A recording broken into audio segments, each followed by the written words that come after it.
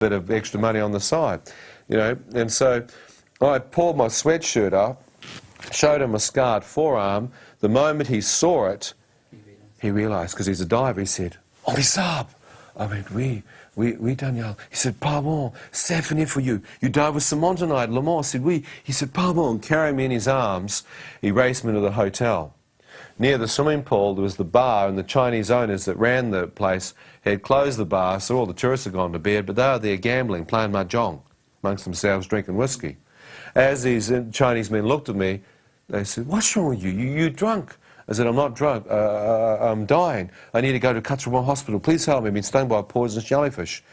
And as I'm speaking this, Danielle takes off into the night. As these men looked at me, I said, I'm trying to explain. I said, we don't understand you. What you say? We don't understand you. I said, my arm, I pulled my sleeve up. It had worked for my friend just a minute ago. Thought if they see my scars on my arm, they might realise I'm in serious trouble. So I pulled my sweatshirt up. They saw the scarred forearm. And the Chinese owner, he stood up, he said, "Oh, what you do, you stupid white man? You put the needle in the arm? Oh, the old man, he take the opium, huh? Well, why you put the needle in, you stupid white man?" I'm sitting there going, "Where's Danielle gone? These guys think I'm a drug addict, and I'm nearly dead." As I sit there, I see out of the corner of my right eye, my fingers start twitching. As I turn, I see muscle tissue between my knuckles going into spasms.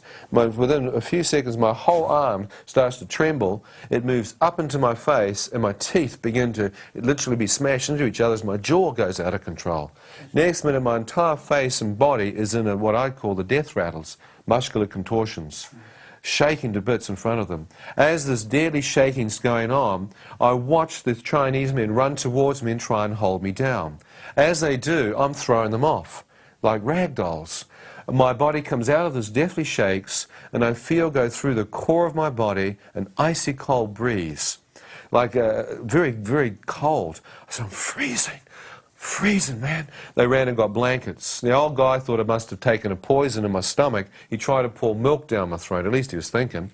As I'm sitting there, I feel the poison moving into my bone marrow, and not the poison but death, like an icy cold death, necrosis, moving into my bone marrow and coming up towards to my upper body. As I'm sitting there, I know if this necrosis hits my upper body, I'm going to die in front of them. I'm gone. I'm dehydrated, paralysed, muscular contortions, now necrosis setting in. At university, I'd done veterinary science as one of my subjects, and when I did my degree in agriculture, so I knew from my own physiology I was in serious trouble. I had to get to the hospital. I turned, looked in the car park of the hotel, one vehicle. I recognised it instantly to belong to the Chinese owner who was now standing next to me. I said, "Sir, your car. Could you please take me to Cuttermore Hospital or I'll die in front of you? Please help me, sir. I'm nearly dead, eh? Can you take me in your car?" The Chinese man, he looked at his car. He put his hand on my shoulder. He said, "Oh, my car, huh? Cannot laugh. How come you so worried, white man, huh? Wait for ambulance for you. Don't worry, huh? Cannot take my car. We have ambulance for you. How come you so worried?" How come I so worried? I'm about to die, mate. You ever feel like hitting someone? Yes. I mean, I'm not an angry person or a vindictive kind of, you know what I mean? I'm not. I'm pretty mellow, but I tell you what, I felt like punching his lights out. I sat there and every part of me thought, how can I rearrange his face? You know, you hate it when someone touches you? You know what I mean? They're just in your space. Well, there's not any in my space, it's in my face. I thought I'll hit him. I was just about to plant him one, but my arm wouldn't respond. My mind was saying, smash him. My hand wouldn't move. I thought, great, it's paralysed. I tried my left hand, it moved. I thought, what on earth could I do with my left hand before I died? I thought, my forehead. I could give him a headbutt.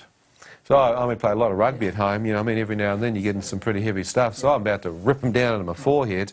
As I'm about to do that, this voice comes again. It said, "Son, if you do that, the adrenaline rush will kill you. The toxin's too close to your heart."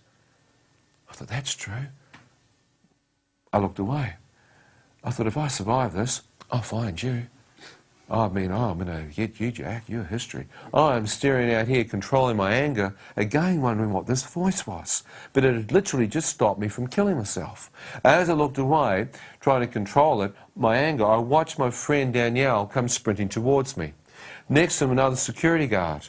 As they grab me in their arms, they carry me towards the entrance of the hotel, and I see, as they carry me, the headlights of a small vehicle comes flying into the car park.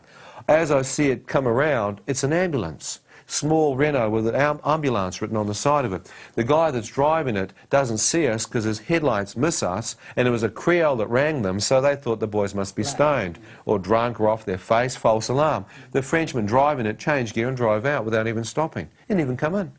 As he took off around the corner, I'm slung between my two friends watching this happen. I think, you're in a Grand Prix or something? And I can't whistle. I'm dehydrated. My friend lets me go, chases after the guy whistling, doing a huge wolf whistle, trying to get the guy's attention. Fortunately, he stops him in the road before he gets up onto the main road. The guy backs up, the other security guard throws me in, gets me into the ambulance, we take off. As we race towards the hospital, it's on a ridge, but they inadvertently put my feet in the front seat, my head's in the back seat.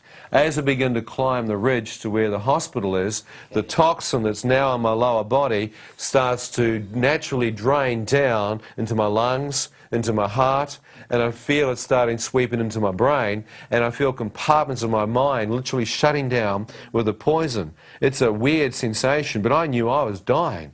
As this continued to happen, I start to see on the inside of the ambulance what appears to be a small boy with white hair.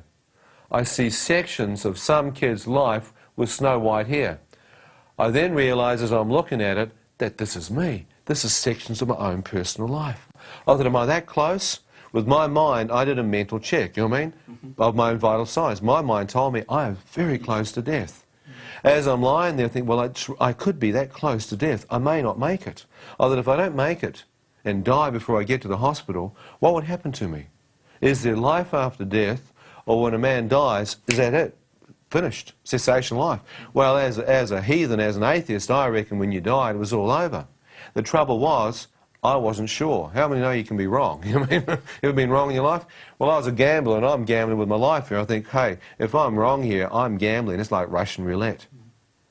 I could be wrong here. I thought, I have no idea what will happen to me if I died. As I lay there, I began to see appear now before me my mother. As I saw her, I was amazed, because as I looked at her, I could see she was praying. I thought, what's my mum doing here? As I saw her praying, she looked straight up into my eyes.